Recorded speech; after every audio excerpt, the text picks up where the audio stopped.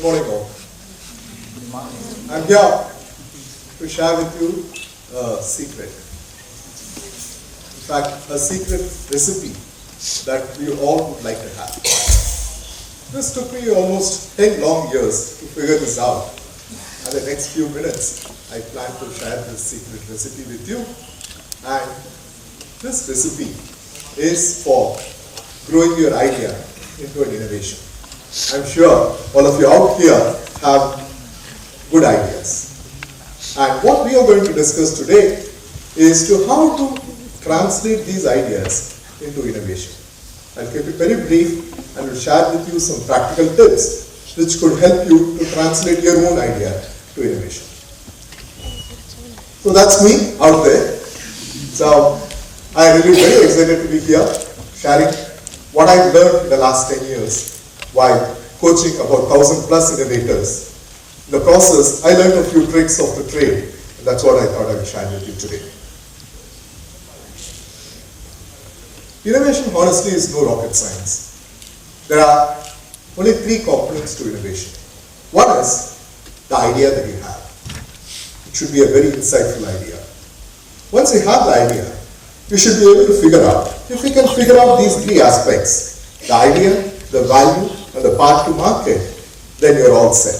Innovation is as simple as this. Nothing more complex, nothing more difficult.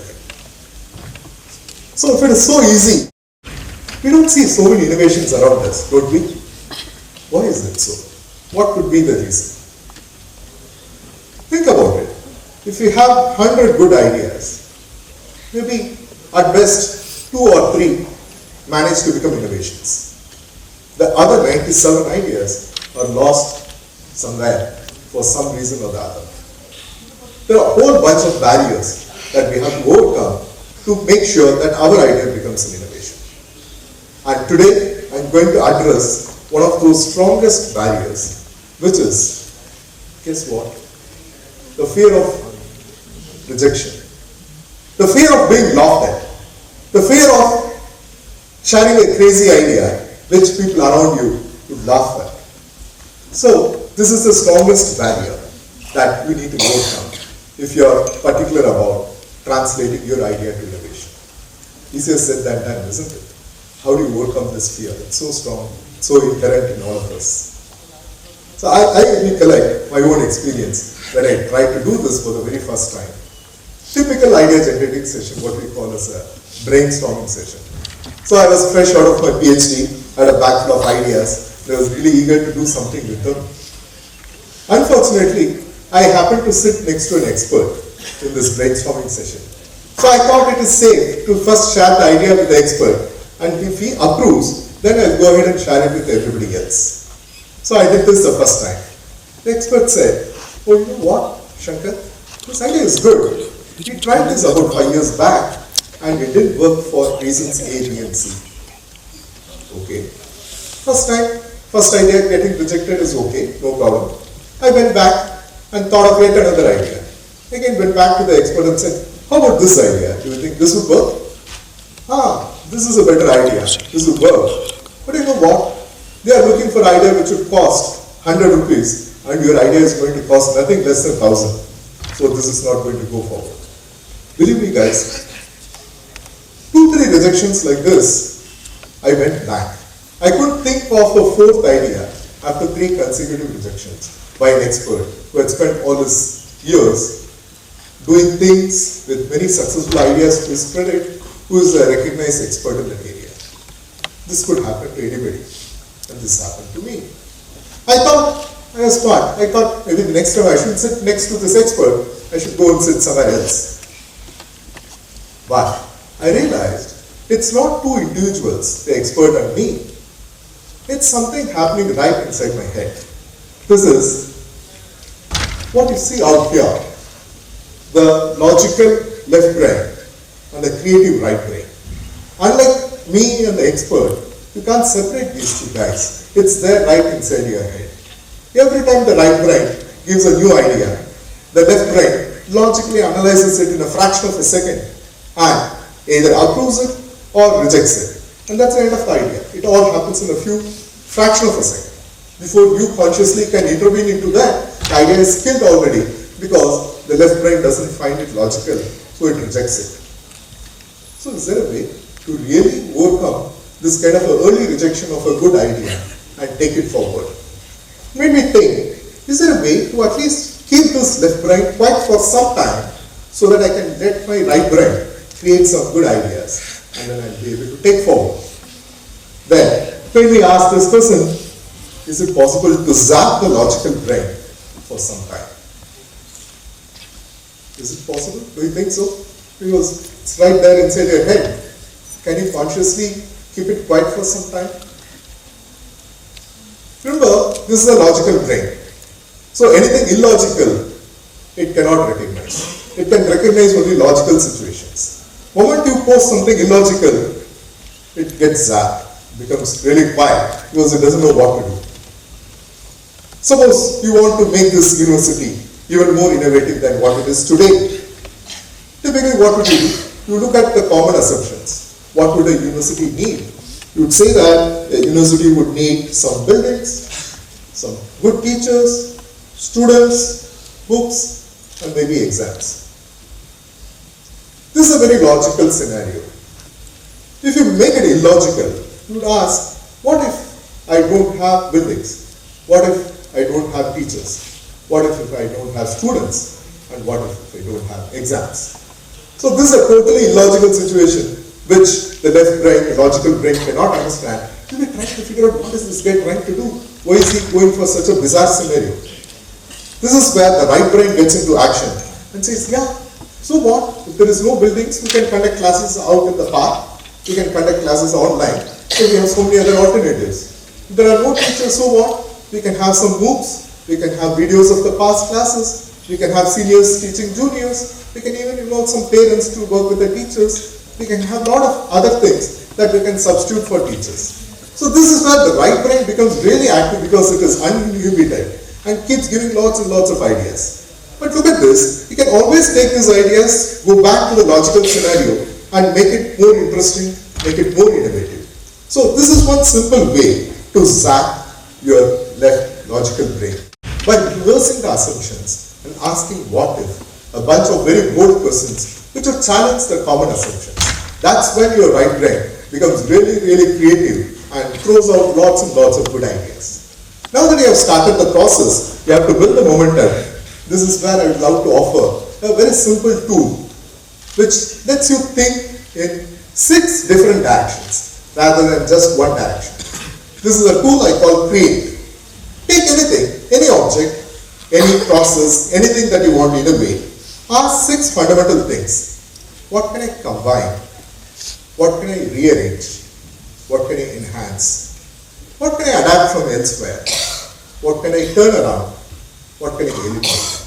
Very simple, very small, incremental things that combine, rearrange, and enhance. But as you move towards the last 3, which is turn around and eliminate, especially the last 2, this will give you a lot of really out-of-the-box ideas. Totally ideas that you would have never thought about.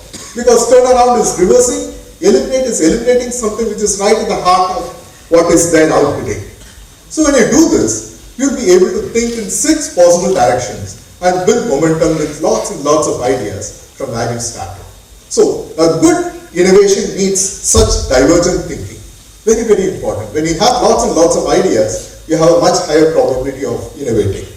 Having done that, let's come to reality. Now we have a whole bunch of ideas, maybe 100 ideas. When you try to implement, you would face certain constraints. And this is where many of us get stuck. You say, I had a good idea, but this was a real constraint. That's why I can go forward. So when I think of constraints, I remember this story from the Indian mythology. Well, there was this Rakshasa who prayed to the god that I want to be immortal. God says, come on dude, nobody can be immortal. Everybody who is born has to die sometime. So ask me something a lot more reasonable. So this Rakshasa asked him a bunch of boons. He says, I should not be killed by an animal or a human. I should not be killed in the morning or in the night. I should not be killed either inside the building or outside the building. I should not be killed on the ground or on mid-air. I should not be killed by any weapons. So God kept granting all these boons and said, okay, fine, go ahead. So the Rakshasa felt really very confident and arrogant, thinking that he is almost immortal with all these boons out there. And he started harassing people because he felt supremely confident and arrogant. But now people went back to the God and said, see what you have done. You are in trouble. Can you do something about this and make sure that this Rakshasa is killed? And then the God comes with a solution, a very innovative solution, which overcomes all these 5 constraints. So he comes as a lion man, the Narasimha avatar, which is half man and half lion. He comes exactly at the dusk, which is neither day nor night. He pulls his Rakshasa out to the doorstep, which is neither inside the building nor outside the building. Puts him on his lap, so the Rakshasa is neither on the ground nor on midair, and then uses his claws, which is technically not a weapon, to rip this Rakshasa apart and kill him and save his devotees.